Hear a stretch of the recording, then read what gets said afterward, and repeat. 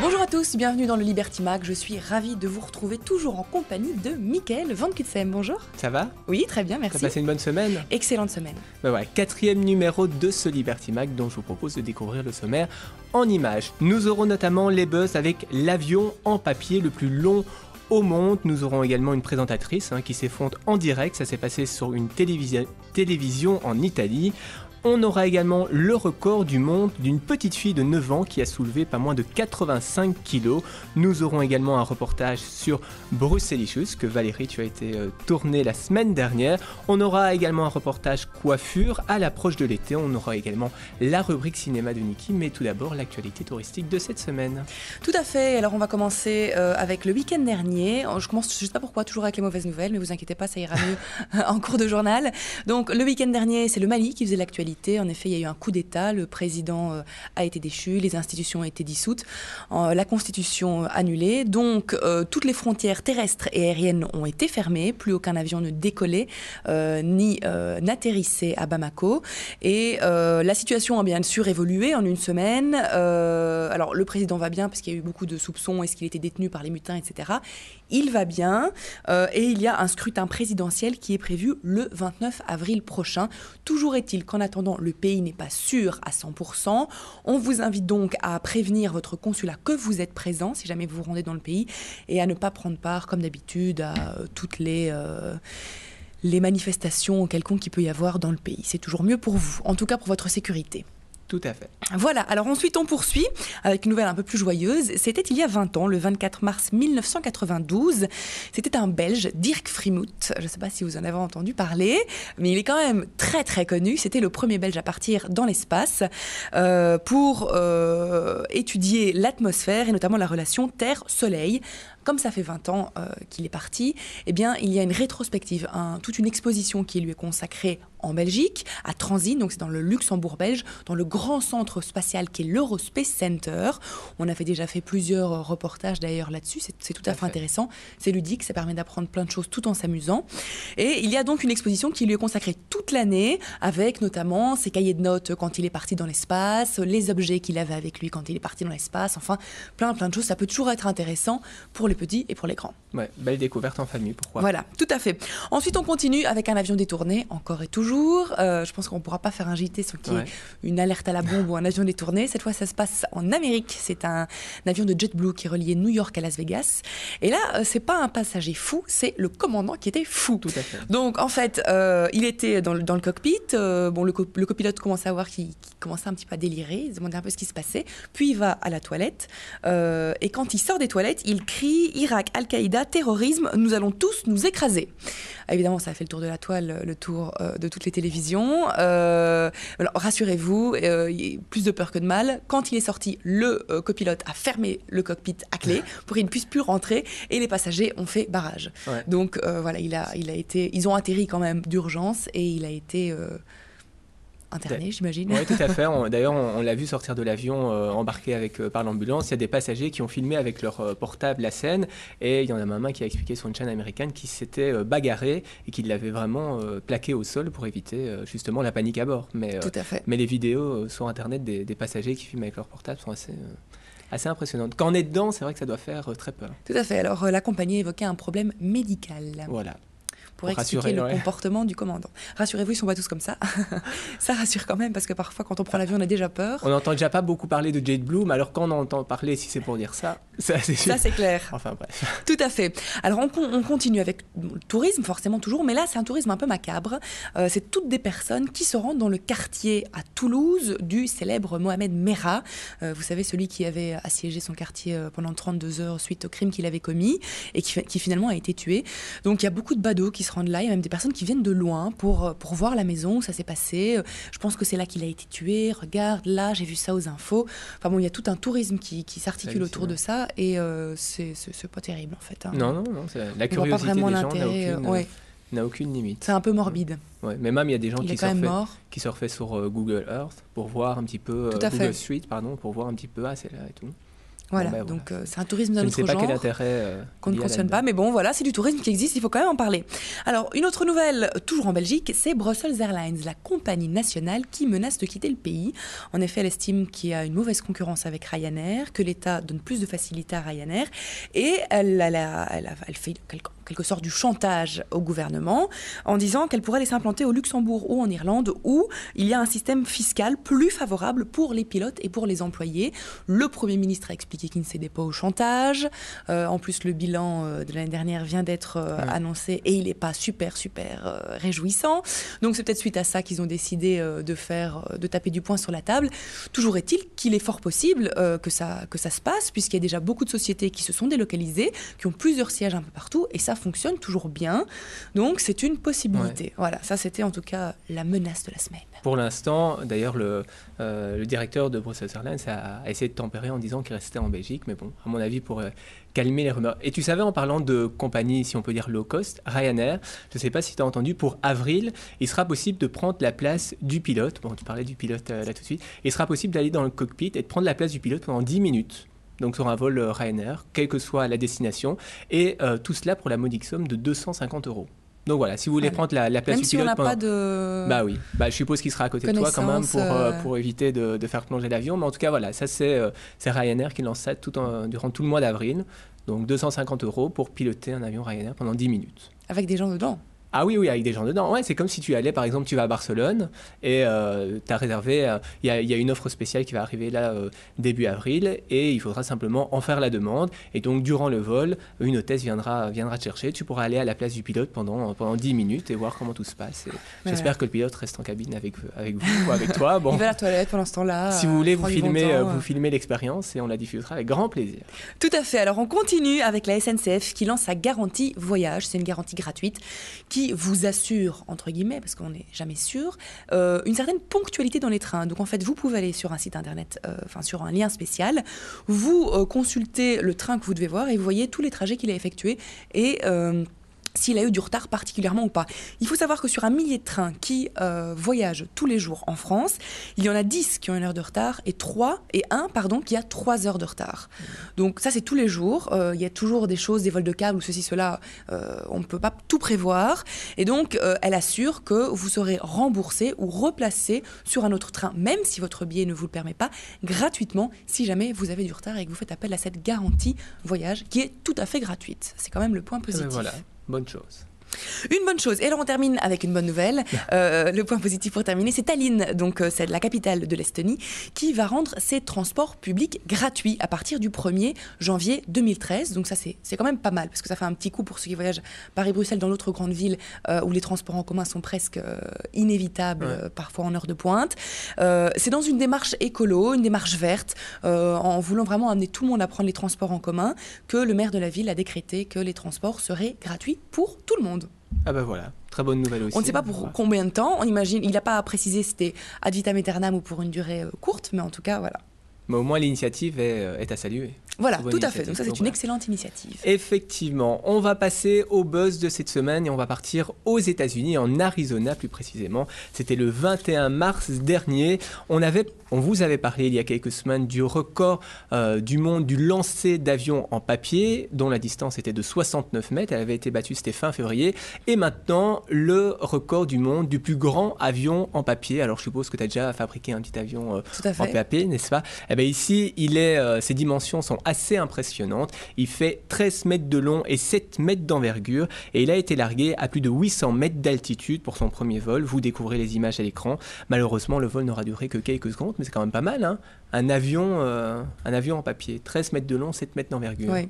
Ou comment perdre son temps intelligemment. Oui, c'est vrai, mais comment faire parler de soi aussi, voilà, tout à fait. Là, c'est réussi. avec un record du monde. Alors, autre buzz, cette émission est enregistrée, on n'est pas en direct, heureusement, et malheureusement pour cette présentatrice italienne qui présente une émission de foot sur Italia Uno, en Italie donc. Elle s'appelle Susanna Petrone et l'incident a eu lieu la semaine dernière. Vous découvrez les images à l'écran, une page de pub s'en est suivie et au retour antenne, elle a tenu à rassurer ses parents que tout va bien. Donc on rassure les parents de Valérie, elle va bien de toute façon, il ne va rien arriver. Mais comme quoi, finalement, le direct... ça n'a pas que des bons. Non, ça n'a pas que des bonnes choses. Donc voilà, les buzz, vous pouvez nous les envoyer toujours à l'adresse télé@libertytv.com. On en retrouvera quelques autres dans la deuxième partie de cette émission. Mais dans l'immédiat, on va parler gastronomie et Bruxelles, l'année de la gastronomie, c'est en 2012. Tout à fait, donc on vous en avait déjà parlé la semaine dernière, c'était Sarah qui vous en avait parlé. Bruxelles a mis en avant la gastronomie pour cette année-ci. Il y a beaucoup de choses qui se font autour de ce thème, et notamment Bruxelleschuss XXL. Donc ce sont des paquets de frites géants, mais quand je dis géants, c'est énorme. Des moules, des choux de Bruxelles, des bières, du chocolat, plein de choses. Il y avait déjà eu des initiatives similaires, notamment avec des vaches qui avaient été décorées de façon complètement différente. Et bien là, voilà, c'est la gastronomie belge qui est mise en avant, et c'est censé vous faire saliver et vous emmener vers un restaurant. Mais je vous propose tout de suite de regarder le reportage qu'on a fait avec Quentin Carbonel. On ne pouvait pas vous présenter une critique gastronomique sans parler de l'année gastronomie, justement, qui a lieu pendant tout 2012 à Bruxelles, en Belgique. Alors vous allez un peu vous demander ce que je fais parmi ces drôles de créatures. Eh bien, c'est un des thèmes qui sera abordé, qui est abordé d'ailleurs dès à présent un peu partout dans les diverses communes de Bruxelles. C'est Bruxelleschuss XXL. Donc on a repris, enfin des artistes plutôt, ont repris les incontournables mets belges et les ont mis grandeur, on va pas dire nature, encore plus grand que ça, grandeur XXL. Donc il y a du chocolat, il y a des moules, il y a le chou de Bruxelles, il y a la bière, enfin il y a plein de choses que vous êtes invités à découvrir, même si vous connaissez déjà la Belgique, même si vous connaissez Bruxelles. Pour les touristes, pour les badauds, pour n'importe qui souhaite le découvrir, ce sera un peu partout, et on vous propose tout de suite de découvrir un petit peu plus à quoi ça ressemble. Nous avons rencontré l'organisateur de cet événement. Alors monsieur Étain, est-ce que vous pourriez déjà recadrer le principe de Bruxelleschuss ? Donc Bruxelleschuss est donc une année à thème. Tous les 3 ans, il y a des années à thème dans la région Bruxelles-Capitale, comme il y a eu l'année de la mode, l'année de la BD. Cette année, c'est l'année de la gastronomie, donc Bruxelleschuss. Et dans ce cadre, il y a plusieurs projets qui existent. Il y a le tram expérience dont on a entendu parler récemment, et il y a maintenant, qui va sortir de terre, si je puis dire, Bruxelleschuss XXL, une exposition de scénographie monumentale. L'idée, outre le projet artistique proprement dit, c'était de donner une visibilité justement à cette année de la gastronomie en créant des formes géantes qui vont être exposées dans la ville. Alors comment s'est passée la collaboration avec les différents artistes ? Mais très bien, d'abord évidemment ils ont dû répondre à un cahier des charges et un appel d'offres. On a eu plus ou moins 125 projets émanant de plus ou moins 40 artistes. Et ils ont dû répondre à des critères, il y a un jury qui a sélectionné ces artistes, et puis voilà, ils ont eu chacun 3 semaines pour customiser, on va dire ça comme ça, leur projet. Quelle réaction espérez-vous susciter auprès de tous les passants qui les verront ? Alors tous les passants, c'est effectivement c'est les Bruxellois d'abord. À noter que ce projet est aussi ouvert à toutes les communes, donc plusieurs communes ont sollicité la volonté d'accueillir une de ces œuvres. Donc ce n'est pas uniquement un projet dans le centre-ville, mais un projet réparti dans l'ensemble des communes bruxelloises. Et on espère effectivement, autant les artistes ont adopté l'œuvre, on espère que le passant, le badaud, l'habitant, l'autochtone, le touriste va en faire autant et admirer des yeux à défaut de pouvoir la manger.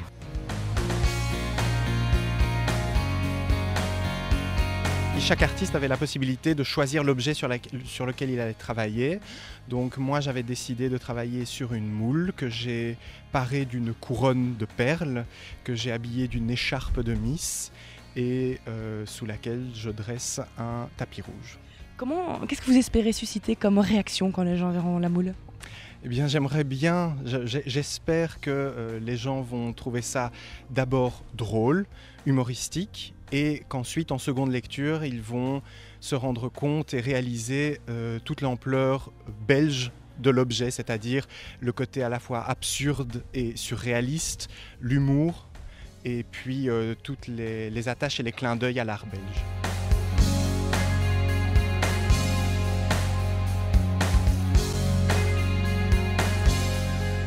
Site internet sur lequel vous retrouvez tous les endroits où les chasser, c'est bruxelleschuss.be. On vous invite à les découvrir, à découvrir toutes les autres activités qu'organise la très dynamique ville de Bruxelles.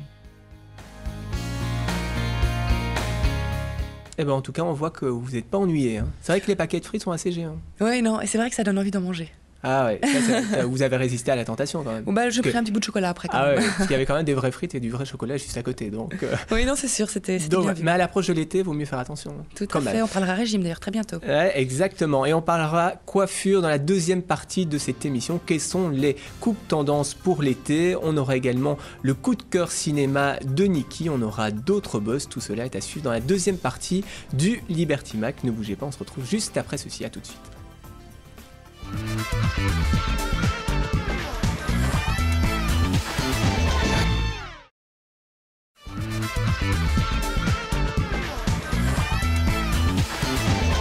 De retour pour la deuxième partie de ce Liberty Mac, toujours en compagnie de la charmante Valérie. Merci Mickaël. Ça va? Oui, toujours très bien. Alors on va passer au cinéma? On passe au cinéma avec Niki Depasse, votre présentatrice qui va voir tous les films pour vous. Et d'ailleurs, ça ne la déplaît pas trop, je dois dire. Elle rencontre plein de monde aussi. Voilà, elle rencontre plein de monde et plein de stars, comme vous avez déjà pu le constater. Aujourd'hui, c'est une interview d'un réalisateur belge qu'elle vous propose, Mathieu donc. Eh bien, je vous propose tout de suite de voir à quoi ça ressemble. Bonjour et bienvenue dans ce Liberty Mag. Alors mon coup de cœur va bien sûr à un film franco-belge avec un réalisateur belge et un acteur belge, comme le titre l'indique, Torpedo. Écoutez plutôt un petit morceau d'interview. On va d'abord au sofa live. Non, d'abord le fric. Christine, ouvre! Je t'ai dit de plus m'appeler. Je te rappelle pas, je suis là. Michel Ransac, quoi. Un petit mot d'abord sur le personnage et puis on parlera d'Audrey Dana. Un petit mot sur Christine. Mais en fait, ça se lie fort, Audrey C'est son Dana ex, et le personnage. en fait, oui. Que donc Audrey Dana joue l'ex de François dans le film. Et donc comme je l'ai dit, j'ai d'abord écrit le film en pensant à François, en développant son personnage. Et puis je me suis dit, qui va pouvoir être en face? Il faut vraiment quelqu'un qui ait du caractère, mais Oui. qui en même temps soit sensible, etc. Et donc ça, c'est pour le personnage de Christine. Pour moi, c'est ça. C'est une femme très forte, Oui. très autoritaire, Une etc. battante. Vraiment une battante et très organisée. Et la question qu'on s'est posée, moi à l'écriture et puis en discutant avec Audrey pour qu'elle puisse interpréter Christine, c'est de se dire qu'il fallait vraiment la rendre crédible. Parce que Michel Ressac est tellement vogué entre mille choses, etc. Et puis on a une femme en face qui est comme ça. Mais ils ont été ensemble, ils ont été un couple. Et se dire, mais qu'est-ce qu'elle a aimé chez lui? Et ça, je trouve que c'est assez réussi qu'Audrey amène vraiment tout ça dans le film. Voilà, vous pouvez retrouver cette interview intégrale dans Ciné Clip Clap. D'ici là, je vous souhaite un bon cinéma et je vous retrouve prochainement dans Ciné Clip Clap. Et donc, vous retrouvez chaque semaine toute l'actualité du cinéma, de la grande toile, dans Ciné Clip Clap. On va tout de suite passer au buzz. Ah bah oui, deux autres buzz, notamment une petite fille âgée de 9 ans qui a soulevé pas moins de 85 kilos, donc les poids et haltères, hein, soit plus de 2 fois son poids. Vous découvrez des images actuellement à l'écran. C'est vrai que c'est quand même un record, parce que je sais pas, t'as déjà testé Val? Combien tu Mais peux même soulever, moi, je n'y arrive pas. Donc, déjà je suis pas très musclée. Déjà soulever son propre poids. Ouais, c'est déjà pas mal. Et puis Déjà même un si vous exploit. avez déjà fait le test de tenir ne fût-ce une feuille à bras comme ça, Ouais. tu vois, bah, tu vas pas tenir, enfin on va pas tenir longtemps et pourtant ça pèse rien. Non, Mais c'est vrai. c'est vraiment la force qu'il faut. Donc là, 85 kilos, une petite fille de 9 ans, ça méritait d'être saluée. On va maintenant parler de la maison la plus fine, la plus étroite au monde. Sais-tu où elle se situe? Du tout. Pas une idée? Ça doit être en Amérique, j'imagine, ou quelque chose comme ça. Ah bah non. C'est vrai que les États-Unis ont pas mal de records et pourtant là, elle se situe à Varsovie, en Pologne. Elle est très étroite puisqu'elle fait 71 cm de largeur et pourtant, malgré cette petite largeur, elle comporte un salon, une chambre, une sorte de grenier et la maison a vraiment été construite pour occuper au maximum l'espace. Vous le voyez d'ailleurs sur les images, elle se situe entre deux immeubles, mais 71 cm de largeur, t'imagines? Déjà, Je me nous, demande les le pièces- loyer, combien il doit être. Le loyer, je ne sais pas. Faudrait demander. Il s'appelle Edgar Carrette, le propriétaire. Enfin, et en tout cas, il a emménagé là-bas. Donc, faudrait lui demander. À mon avis, Oui, mais je pense que si on va faire un reportage avec une caméra, je pense qu'on rentre pas. une personne, ou alors tu mets la caméra sur la tête, comme Voilà, comme c'est dans ça. les mines. Non, c'est pas Voilà, dans les c'est mines. ça, c'est vrai. Donc, je pense que ça devrait être faisable. Donc, s'il y a un de nos reporters qui veut partir en Pologne, Ouais. Varsovie. Donc, voilà. En tout cas, si vous avez des images insolites, des buzz, on en a reçu cette semaine. On a présenté d'ailleurs le reportage, le buzz sur la petite fille. On salue Erika qui nous l'avait envoyé. Si vous voulez nous envoyer vos buzz, vous les envoyez à télé@libertytv.com ou alors sur notre site web. www.libertytv.com/tv. Exactement. Alors, on parlait des cheveux avant l'émission. Oui. Tu disais que tes cheveux étaient longs. Oui, et en très mauvaise santé. Il va falloir que je pense à les couper, je pense. C'est vrai. Oui. Mais comment prendre soin de ses cheveux finalement? Le shampoing, faut éviter quand même tout ce qui est lac, gel. Apparemment ça. Voilà, puis ça les agresse le lissés, cheveu. les brushings, ça, je pense pas que ce soit très bon non plus. Et en hiver, en été, tu les traites différemment? Non, et c'est ça le problème. Ah ouais, je crois que c'est un des problèmes. En tout cas, c'est vrai qu'il y a pas mal de personnes qui ont des problèmes avec leurs cheveux, notamment durant les vacances. Hein. C'est vrai que le sable, le chlore dans la piscine, ça peut être très néfaste pour les cheveux. En tout cas, nous, une équipe du Liberty Mac s'est rendue dans un salon de coiffure pour déjà connaître les tendances coiffure pour cet été et surtout obtenir quelques conseils d'une experte. Reportage Valérie Delay et Quentin Carbonel. C'est dans un salon de coiffure de Laken à Bruxelles que l'équipe du Liberty Mac s'est rendue à l'approche de l'été. Quelle est et quelles sont les coupes tendances pour la saison estivale? C'est la question que nous avons posée à Kate, patronne du salon Andy et Jeff. Alors, la grande tendance pour l'été, c'est vraiment le retour de la frange. Elle avait déjà fait une entrée l'année passée, mais là, c'est confirmé. On a des franges. Alors, pour la couleur, les rouges ont la cote. Donc tout ce qui est rouge, vraiment à l'abri de Desperate Housewives, c'est vraiment in. Les blondes, bien sûr, pour l'été. Et pour éviter de trop abîmer les cheveux, on préconise quand même mèche et balayage, ce qui évite de trop décolorer les cheveux dans la masse, mais d'avoir justement quelques mèches. Mais qui dit printemps-été dit aussi vacances. Et tout le monde a un jour connu des soucis capillaires, sable dans les cheveux, cheveux trop secs après une baignade en mer ou cheveux abîmés à cause du chlore dans la piscine. Il y a pourtant des petits trucs et astuces pour prendre soin de vos cheveux. Toute l'année d'ailleurs, il faut se soigner les cheveux avec des produits de qualité, mais particulièrement en vacances, puisque la conjonction chlore, piscine, sel de la mer et soleil, c'est vraiment très néfaste pour les cheveux. Donc idéalement, on les lave avec un bain spécial soleil et on les nourrit. Alors on nourrit pas la racine, on nourrit depuis la mi-longueur jusqu'à la pointe, en massant bien le soin, en laissant pénétrer. Puisqu'on est au soleil, pourquoi pas se mettre un bonnet pour que le soin agisse bien. Et puis on fait un léger bain par la suite avec une émulsion. On rince pour enlever tous les résidus et on laisse sécher soit à l'air libre, soit on fait un brushing avec le sèche-cheveux sur une chaleur acceptable, pas trop forte. À vous donc les beaux cheveux en toute saison, hommes, femmes, roux, blonds, noirs, châtains, qu'importe votre couleur de cheveux et votre coupe, il s'agissait là de quelques conseils pour être au top et tendance toute l'année. Voilà donc quelques conseils pour les hommes, pour les femmes, pour la coiffure. J'espère que ça pourra être utile comme à nos téléspectateurs ou autrices. Tout à fait, moi la couleur c'est pas... Non, c'est pas Pris Van de Camp. Non. J'aime beaucoup sur toi, mais sur moi, j'aime pas. Ça va se payer cher. L'enregistrement se termine dans 1 minute. C'est la montre. Donc voilà. En tout cas, c'est ici que se termine ce 4e numéro du Liberty Mac. Avant de se quitter, une petite indication. Tout à fait. Donc, on ne pouvait pas passer à côté du 1er avril. Même si l'émission est diffusée en boucle plusieurs jours, nous avons été diffusés le 1er avril. Et à cet effet, nous avons glissé une petite information surprenante. Alors, on vous invite à aller sur notre page Facebook de Liberty TV. Vous pouvez mettre un commentaire en nous expliquant, selon vous, quelle est l'information qui était fausse, erronée ou un petit peu transformée. Et puis, vous serez peut-être le gagnant de ce concours et vous partirez peut-être en voyage avec nous. Exactement. Ils peuvent aussi nous envoyer un email avec tous leurs commentaires. Merci en tout cas d'avoir été avec nous pour ce 4e numéro. Merci Val. Avec plaisir. On se retrouve toujours la semaine prochaine. En grande forme. Voilà, en grande forme. Merci à vous de nous avoir suivis. Très bonne suite de programmes sur Liberty TV. À bientôt.